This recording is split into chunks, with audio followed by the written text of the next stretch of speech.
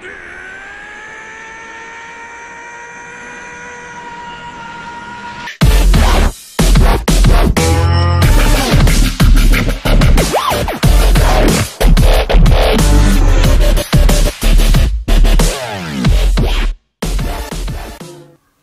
evening. I am Shay Hopkins. I found Vector one cold evening in December, and I got lost to cheerleading practice, and I found this sign, and so I just came on in here in this old weight room and found my love. Jiu-Jitsu is life, and it means a lot to me, seriously. I've learned, before I got in here and I thought I was a leader, being a part of Vector Jiu-Jitsu has humbled me. It has shown me the discipline. It has shown me the discipline that I need, and it's really given me it's really strengthened my morals and values. And it's more than just a sport. It's more than just the art. You can take these values and you can use them in real life. Like, you can use everything you learn in here in real life situations. I am Kayla Price, and I found Vector because I heard the announcements and I heard them talk about it, and I was like, that might be a good idea. So I got the permission slip, and I got my mom to sign it, and I came in here, and I was scared.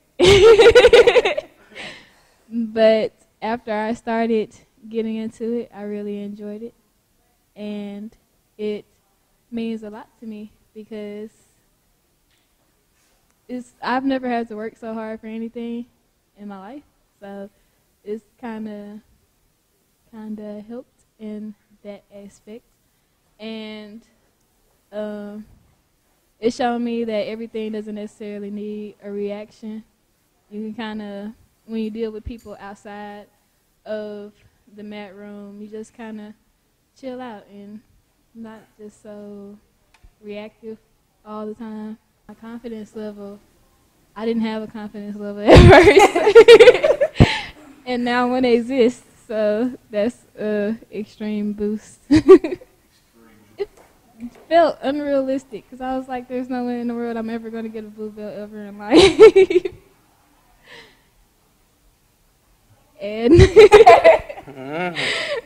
And so, yeah, I still don't understand how I got one. I think that was just luck. Maybe Joe was having a bad day or something. He just wanted to help me out a little bit. They got somebody real to speak. Real dumb. Yeah. My name is Nakari McKee. I'm 20. I go to Hines Community College. I'm majoring in physical therapy. And Vector has changed my life. Change as in before Vector.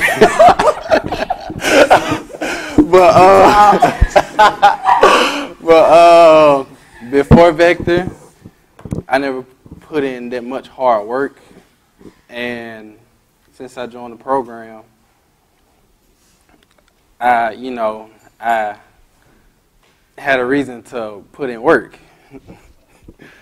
Yeah, it led me to graduating, getting a job, and going to college. Man. Nada. Yeah, I'm the first McKee to graduate high school. I mean, the first. Yeah,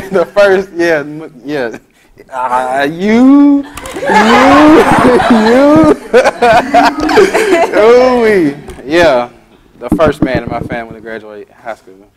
I like the fact that the program pushed me harder than I ever could. And other than pushing, it made me smarter and strive to learn more techniques and better myself. Man. Well, it was the same. It was the same because in both events I threw a 3-pointer. So it was the same. So it was a long shot. They trying to say. Yeah, and it was full court. Just tossed that thing. So yeah. I mean, that's what it was anyway, to be honest. Again, I'm Shay Butter, Shay on the track. To be honest, I took some time off because of college. Boo. Go to college, but boo. Now that I'm back, I set some goals for myself. I don't want to stop training. A goal that I haven't really shared with anybody but Miss Thrasher. I want to continue to train. I really want, I want to be an actor because I'm a speech and theater major, but deep down, I really want to go professional with Jiu-Jitsu, and I want to get into MMA and stuff like that. I didn't tell anybody, so surprise. And so I plan, I tell a lot of people now. So I plan on training as much as I can, and hopefully I have the resources to get, to and from so that I can train as much as possible. And yeah. I plan to train as long as my body will allow me to. Because, when I don't come, I feel really bad. And then I get, all fat and sluggish and stuff. So but you as fat as you feel. So I plan to keep coming, even with school and stuff. You make time for what you want to make time for. So Yeah. You called it, Yeah. But in the future, I really might end up opening my own building, and try to teach jiu-jitsu. And the name of that building is going to be McKee. So, I thought he was going to be yeah, I'm striving to get that black belt and teach, fellow people Brazilian jiu-jitsu. Yeah, and that's it. All right. Yeah. Step aside the car. You can come back in a second. Get Rabundo. Ooh.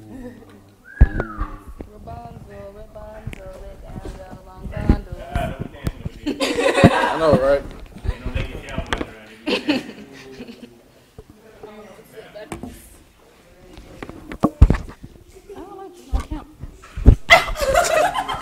Just got on camera. You already messing up.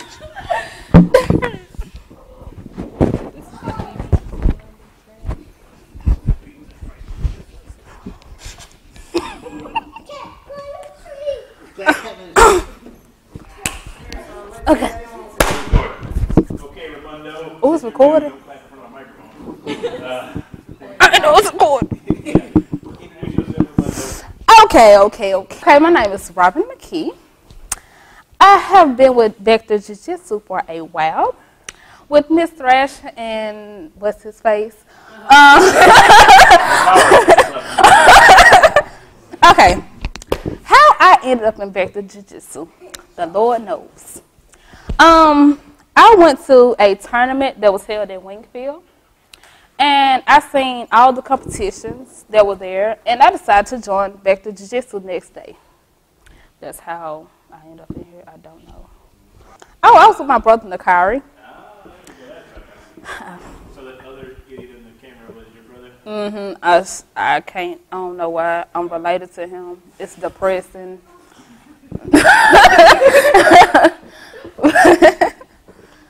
Jiu-Jitsu was hard at the beginning. Yeah, I sweated a lot. But anyway, Vector Jiu-Jitsu changed my life in a major way because everybody expected me to be the best at everything. And even if I do, nobody acknowledged it. But when I came here, people acknowledged it. Like, they was like, great job, you did good. I'm not saying that I'm asking for that all the time, but I actually felt like somebody in here. I really love it. And I go by the motto, know yourself, better yourself, and help others. And back there, I actually found myself. I really did. And they helped me better myself in so many different ways. And I never thought to help others like you should, but I do. It's part of my life now. And any of y'all, what do you think about women training jiu-jitsu? How do you think more women should train? Or Yes. Yes. Yes. can you expound on that a little bit? There's always this notion that, you know, women, even this 2015, there's always this notion that, this unspoken notion that women can't do the same things that men can do.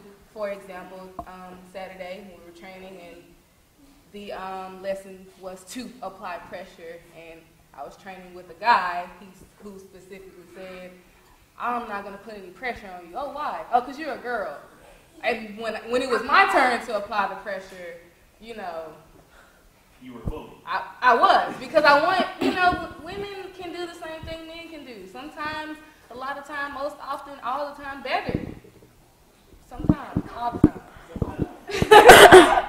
But I like to add something on that. Like what she was saying, but as far when people ask me what I do, what do you do in basic jiu-jitsu, I hear a lot of comments saying that it's not ladylike. Women should not do that.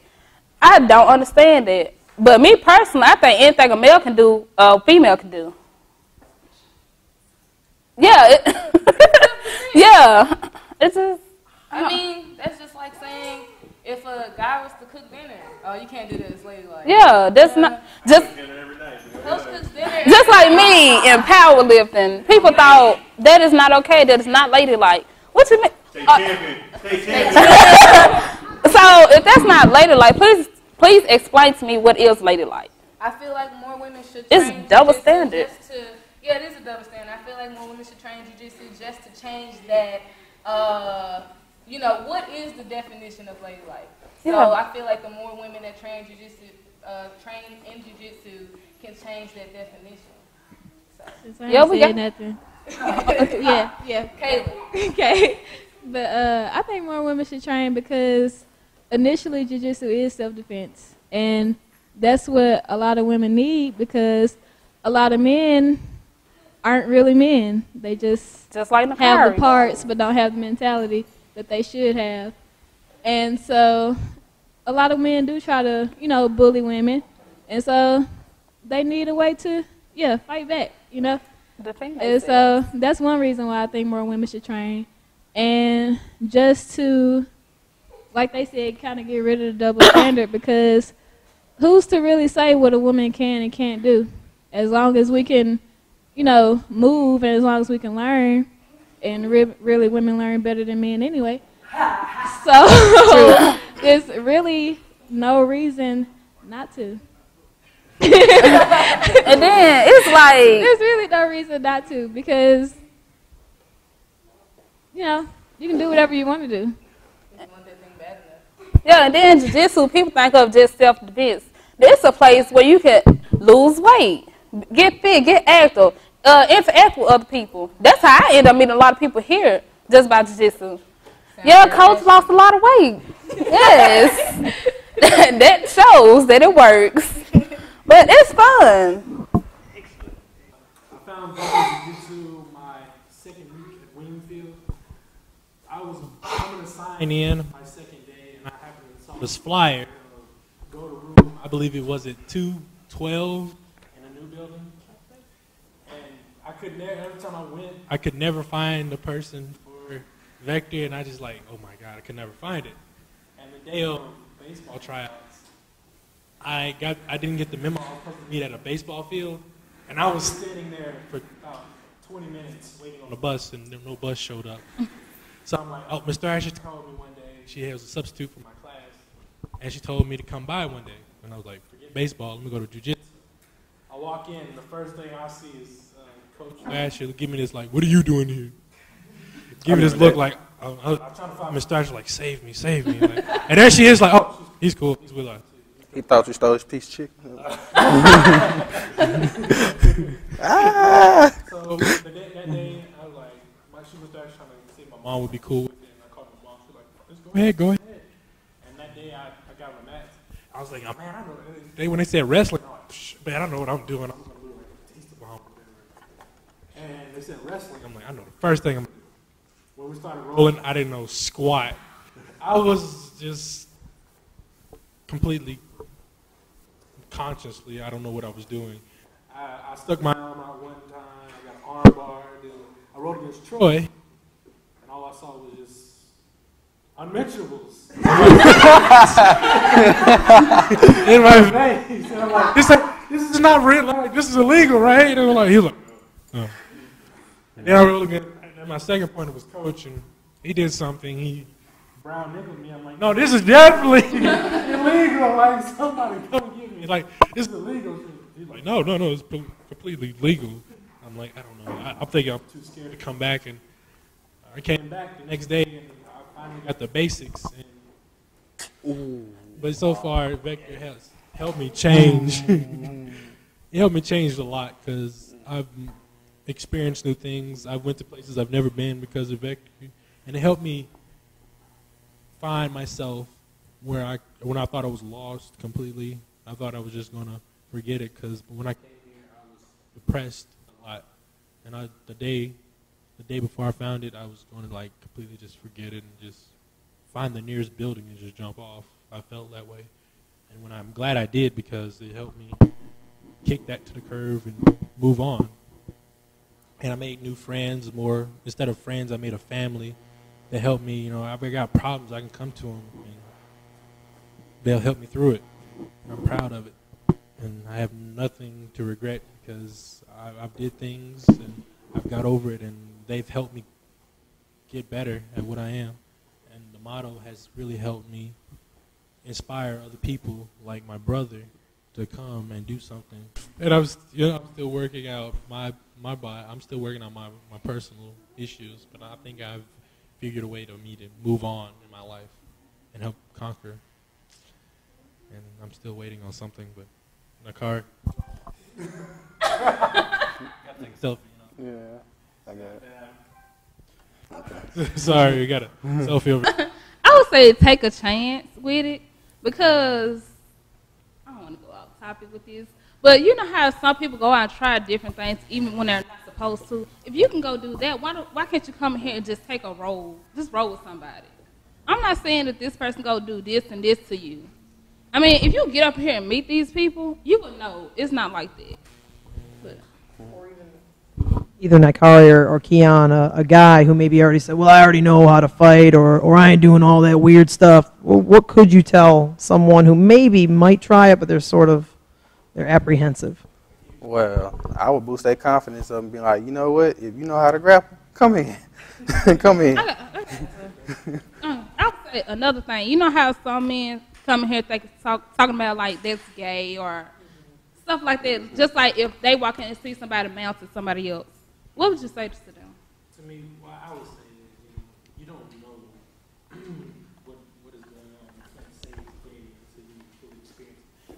The moves are there. I'm not going to say they're wrong. Trust me, they're wrong, completely wrong.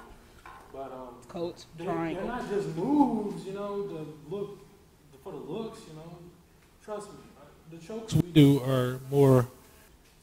They're more physically. They're more protective moves instead of fashy looks. You know, the moves we do is not just look at us, we can do this. You know, we can choke you upside down, twist, you know, pretzel style. No, we do this because you know it's for us to experience something new, like Robin said, and for us to have a good time.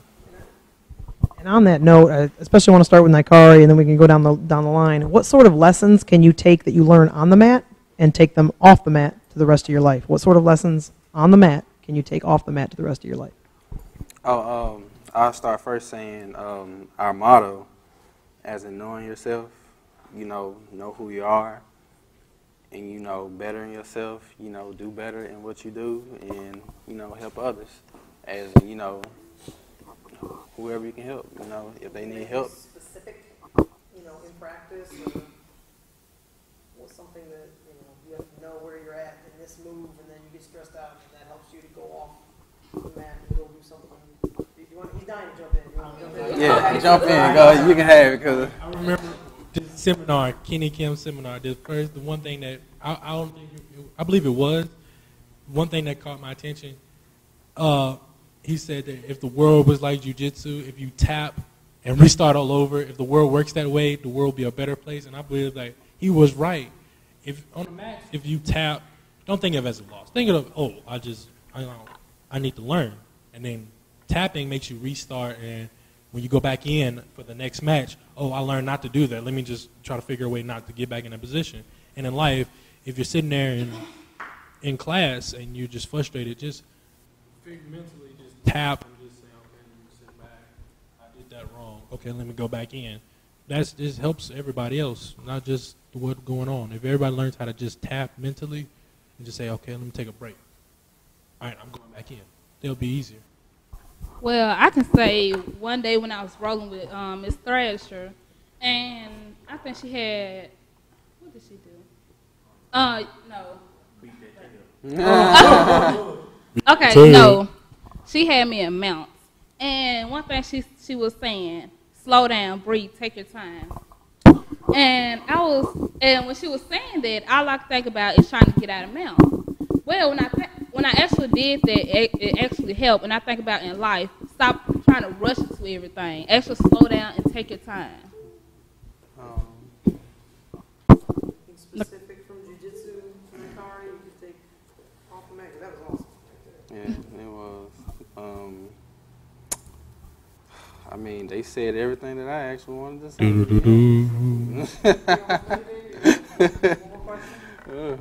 More question, ladies and One gentlemen. of the big topics in jiu-jitsu is ego.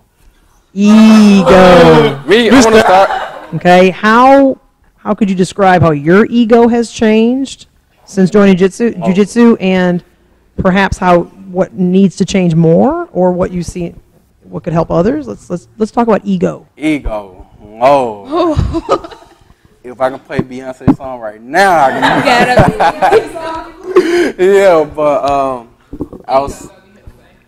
I would say when I first came in jiu-jitsu, as we all know, I had the most ego in here.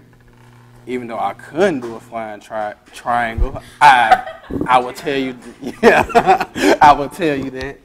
But I would say as I was in this program, I have changed my ego, and I have learned to accept a loss when I know I have been tapped out. Not really. And it getting better. It got better, but yeah, my ego has changed. Well, my ego hasn't, but yeah, keep it going. I don't know what to say. I could say I really didn't have a big ego. No, I did not. But okay, I really didn't have a big ego, but I was always the type to give up easily. But in here, I learned to always fight to the finish, never give up, even when you know you about to lose. Always fight to that last second. So, Gotta be short. like I came in jiu-jitsu, from cheer and stuff like that, and like I said, I felt like I was a leader, and I'm naturally, good at everything. And my first tournament, and I'm not even gonna fib. My first tournament, I was like, all right, I've been training, I got this. I got it. Lost over and over and over again. I was so upset. I remember not even trying to contain my anger. I hit the mat right there. I was just like, ugh! And I was crying, and I was upset, and I was just like. And, Ms. Thrasher was telling me, it's just, your first tournament is your match. I'm like, I'm supposed to win and this and that. So I had a huge ego. And like I said earlier, I was scared to come back, too, because I was just like, I'm a loser and this and that, because that's how my family, taught me to be. If you don't win, everything, you lose. But being here in this environment, in this family, has taught me that it's okay to lose. And you never really lose. You either win or you learn. And I learned that here. You're never a loser. You're either, a winner or a winner, because when you learn something, you still win because you can use that later on. So my ego was huge, and being here, it has humbled me. And my ego is now, I'm very humble. Like, it's never, I lost. It's always, okay, so teach me how to get out of this, or teach me how to do that. So, come on, loser. Okay, so I never really had a big ego, but I have encountered many big egos, especially in this class. Keon was one of the first ones. Yeah. I remember because I didn't like you at first, because the first time I rode with you, you said that you didn't want to row with me because I was a girl, and I was like, Yeah, remember that? I remember that. I remember that. I understand, Kim. I understand, man. It's okay. and then I beat you up. And then, so that was okay. But yeah, I've seen a lot of big egos, like even like at tournaments and stuff. I've never competed against somebody like that because most of the women that I compete against are pretty mellow. But like watching other people's matches and seeing how, some of the dudes, they just go way too hard and way too far just for a win, and when it's like not even really necessary. You're like, just kind of calm down a little bit. Like, it'll be okay. You'll live even if you do lose. And so, and I've seen like a lot of people, just kind of come down off of the I have to win is like the most important thing. And I think that's pretty cool because that's something that you need in life, because you're not going to do everything right the first time. And so you're not going to get everything that you want. So you have to, checking the time. if you're going to learn, you might as well learn it in here, and you might as well learn it now. So it's something that you can carry outside in the bedroom and do in your daily life. Before I got it. I remember it now. I wasn't. Me too. I get it. Yes, I was kind of new at this, and I had a big ego. Now we're friends. We're cool now. Yes, We are. I don't want nobody to say that, oh my God, this dude's a big ego. No. If anybody's watching this, especially Joe. Please, Joe, don't take this throne. I was so sad, Joe, when I rolled with him. Joe, you have a... I felt like I was going to die. I was like, if I die, at least I died doing jiu-jitsu. That's true. That's a good way. He cheated. Me, I don't want to die. I really don't. But I learned my lesson to tap when I was supposed to, because 1, sore throat, 2, almost dislocated my shoulder, I believe it was. Oh, it hurt so bad. Joe cheated me. Joe did. Yes, Joe did what? What did he Yes, do? He said Joe cheated. Joe He cheated. said it, not us. Hey, Joe, the guy right here with the Because glasses. the Nakari. last seminar. The guy that didn't shake your hand when you gave him a blue belt.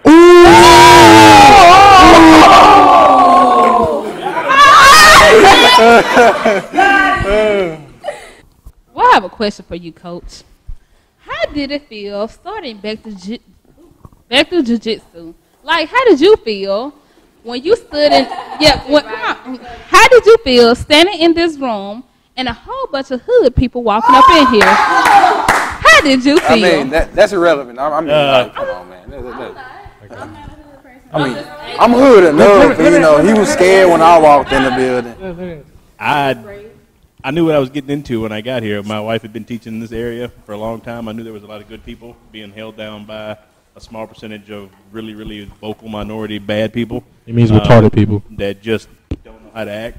And a lot of people just need a chance and are afraid to act right because they get picked on by the people that don't act right.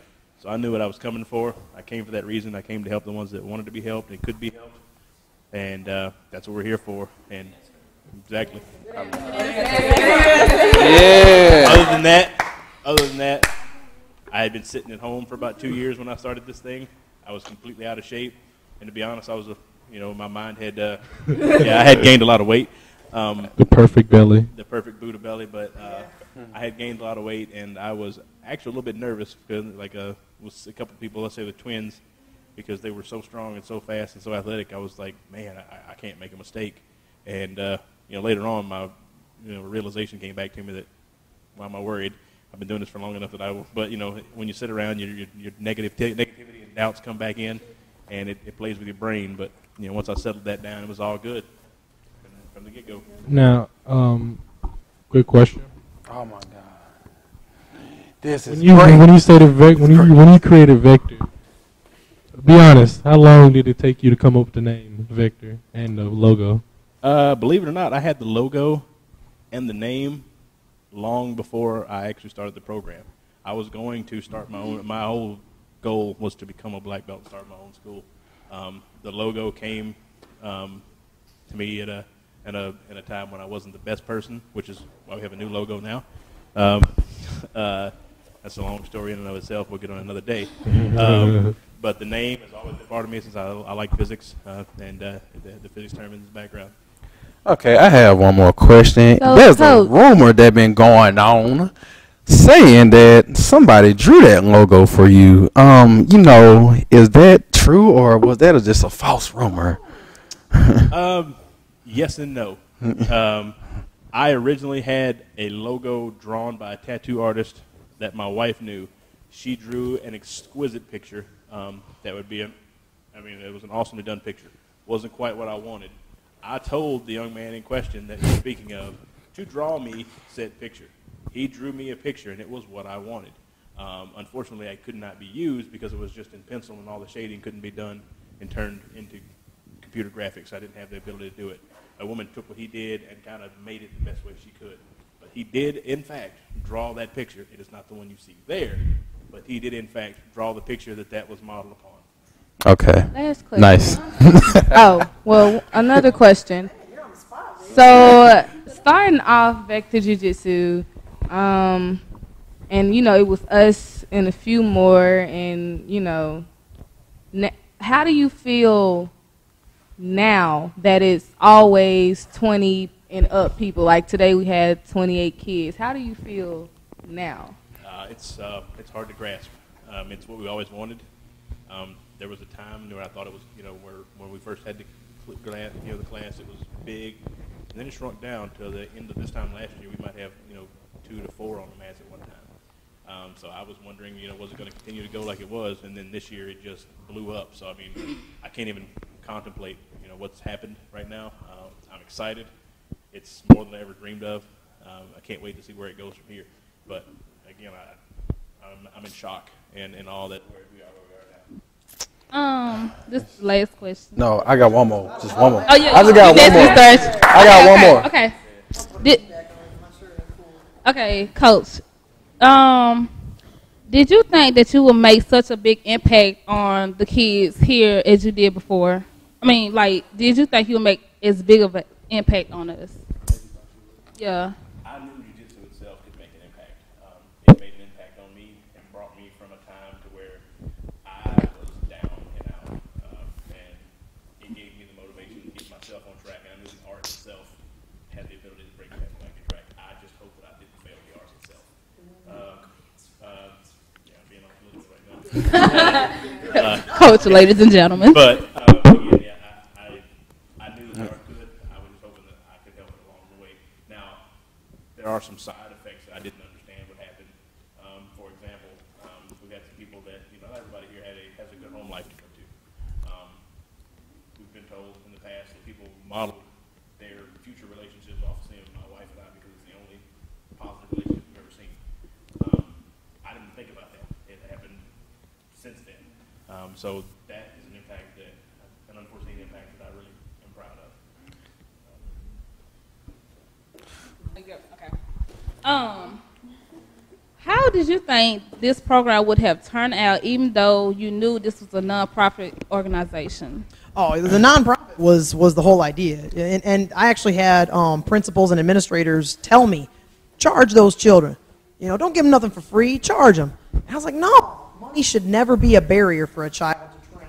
So that it was always going to be a nonprofit. That was hands down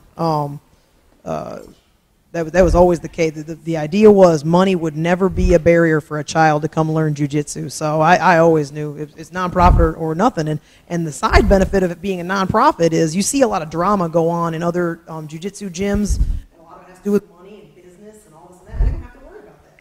That's a beautiful thing. We don't have to worry about the business side of everything. You just come here and train. This is basically for both of y'all, but the moment when you saw Clayton rolling, and like the moment when you saw Clayton rolling, and the moment when you put those stripes on his belt, how was that? Was that the biggest thing He's gonna cry. That's emotional time for you? I'll open it up. Look to at let him. He everyone know smiled. that Kool-Aid. Clayton has been on the mats since he was in my belly. I was 4 months pregnant, still rolling with very trusted partners. Thanks, Kanan.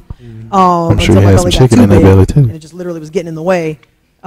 He's been on the mats his whole life, but we've never pushed him. That was a big thing for me. I didn't want to be that parent that you're gonna go do this. You're gonna be a champion. You're gonna be. He just was around it, and I was gonna wait until he showed the interest.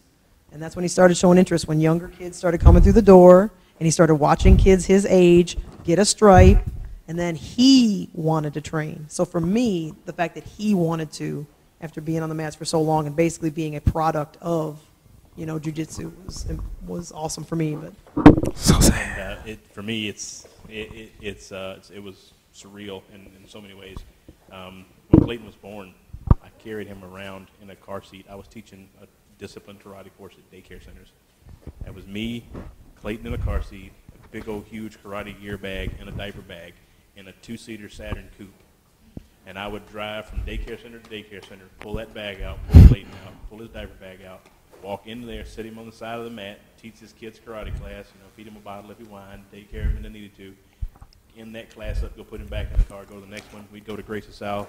I'd take my jiu-jitsu class. Me and my wife, she would show up from school. He'd be there on the edge of the mat with us. When he finally started to train, it was okay because I didn't really think he was taking it that serious, But the moment for me was at AGF, the best tournament ever, by the way, down in Baton Rouge. Yeah. 2 weeks ago. I can't wait for Those mats. Jackson. Greatest tournament ever. Again, if you're in the area, please come and see it. It's a great tournament system, well run, very professional. But the moment before his match, he was one of the first ones up there. And I took him over in the corner and I started being a coach. And I have to be honest, I was fighting tears the whole time. My eyes were welling up, but I was ready to just boo-hoo at any moment. And I was trying to talk to him, and he was listening, and he was all focused. I've never seen anything that serious in my life. And then he went out and did his match, and his first match was against a girl that was just outmatched, bless her heart, but she fought. And he got that first win underneath his belt, and I was happy. He was doing good. He won his little gold medal, and I was all right.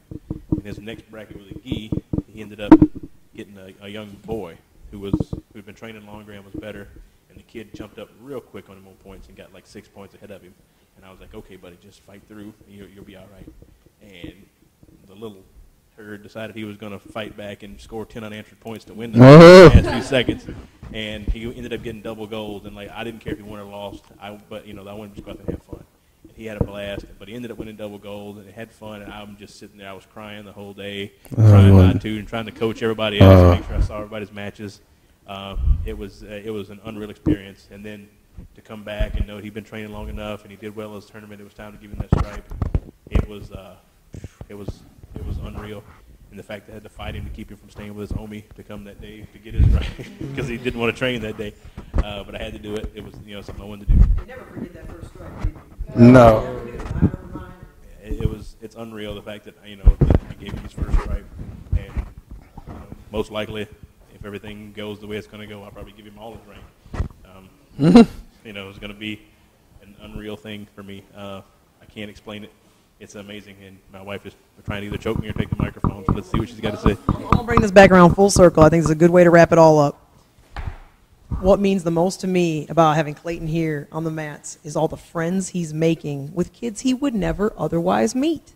You said it too. You said it. Kids you see around school, maybe you wouldn't have talked to or whatever. They're all coming here and they're meeting and they're becoming friends.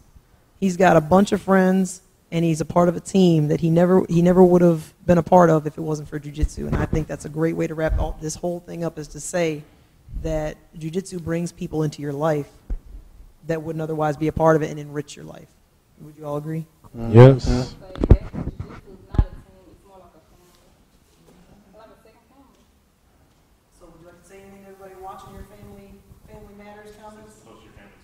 Oh, the McKees are taking over. McKee making their own. Yes, Gracie's The McKees making their own facility. It clicked and watch this through to the end. What would you like to say on the line, Robin, first? What did I? Thanks for watching. Subscribe. Click Yes. subscribe to the Please Vector. subscribe. I said this. Subscribe. Subscribe. Follow Nakari. Go down the line. Okay. To anybody who watched this video, or took the time to watch y'all, speak your mind. What would you like to say to that in closing? In closing, I would like to say, She finna cry. I would very like to say emotional that if you're on the fence about training jiu-jitsu, I hope that this video has prompted you to cross the fence to train jiu-jitsu and find that family. And I would like, like we said, subscribe, watch our videos, and not only subscribe, but also, if you can, try to donate to us. If you can, support us as we try to. Any type of way would be great. You can come watch us. You can donate gis, rash guards, especially kids. Food, pennies. I'm sorry. We just got, he's hungry, and it's time for us to. But make sure that excuse the thunder in the background. We got two behemoths in the back. But also that this is not just a team for us. We're all friends. Basically, we're family, and our family is important to us, and we would like for you to come watch us and help support us and through tough times. If you have watched this entire video, then I'm sure you have nothing else to do with your day. Get off that couch. Get up from the chair now. We just would like to say thank you. Yeah, go train. Put that pizza I'd down. like to say thank you for the support and to continue to support us and to share this video so that other people can see it and learn about what we do and hopefully to inspire other people to start training. Oh. But yeah, I got my own microphone. Thank you. But yeah, Go ahead. subscribe, support. You need another S. You need another S. And Bye. let's not forget, go to your neighborhood, your local Sonic, support them, and your Dr. Pepper. Can't forget Dr. Pepper. Dr. Pepper. AGF the best. The more you support, the more help we can get for this young man on the end down here. 10 cents. Oh, wait, we have another competitor. His name is Troy. 10 cents a day will help find a cure for his receding half court.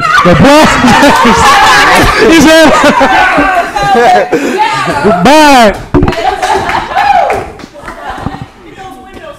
Cut.